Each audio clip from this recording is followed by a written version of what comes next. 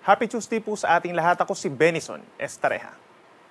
Patuloy pa rin ang mainit at maalinsangang panahon in many areas of our country dahil pa rin yan sa easterlies o yung hangin po galing sa Pacific Ocean na siya magdadala pa rin po ng mainit na panahon na sinasamahan lamang po ng mga pulupulong pag-ulan or pagkidlat pagpulog.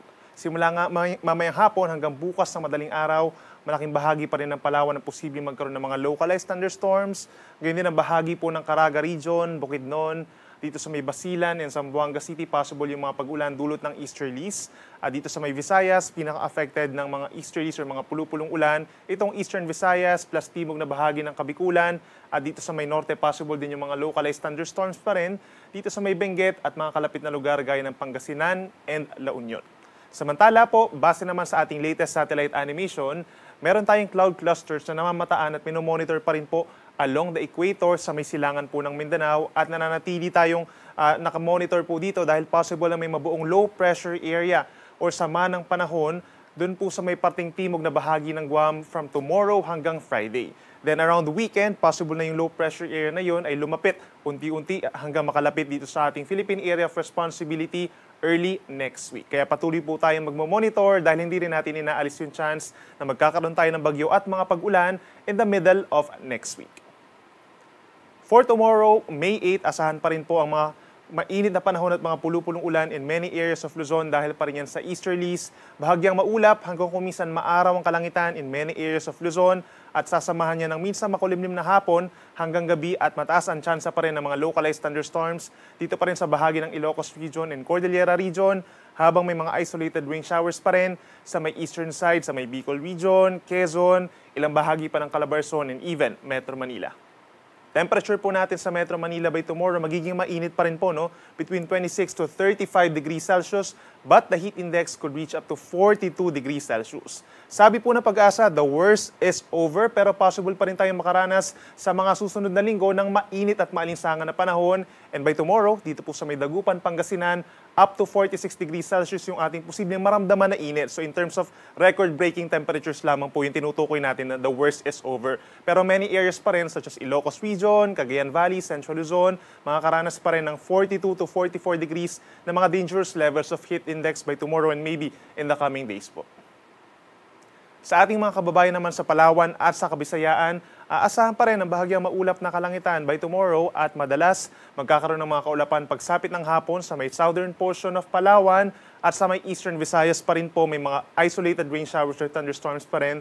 Dulot po yan ng easterlies. Sa may western and central portions, fair weather conditions pa rin, minsan makulimlim at meron lamang tsansa ng saglit na pag-ulan.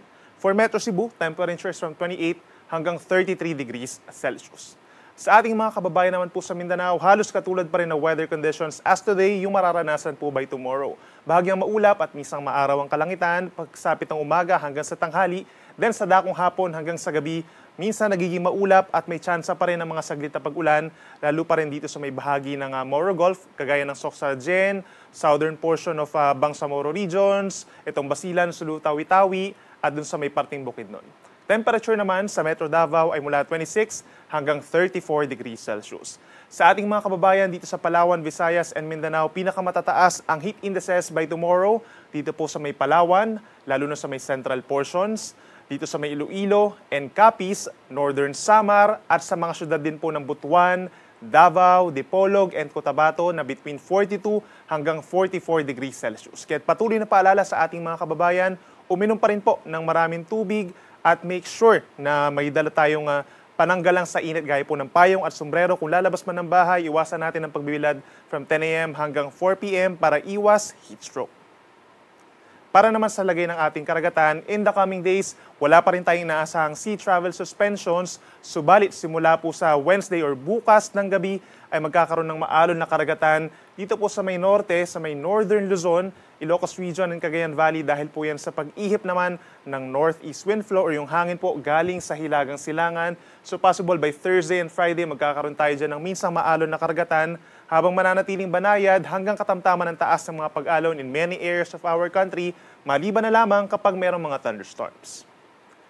At inuulit natin, iiral nga yung northeast wind flow sa may northern Luzon. Sumari magtagpo yung mainit na easterlies at yung medyo may kalamigan na northeast wind flow kaya magkakaroon ng pag-ulan by Thursday and Friday dito po sa may Cagayan Valley, ilang bahagi pa ng Cordillera Region, and lalawigan ng Aurora. Kaya kung lalabas po ng bahay ay magdala ng payong, habang sa natitirang bahagi ng bansa Thursday and Friday, easterlies pa rin ang iiral na prevailing weather system at pagsapit ng weekend, easterlies na sa malaking bahagi ng ating bansa.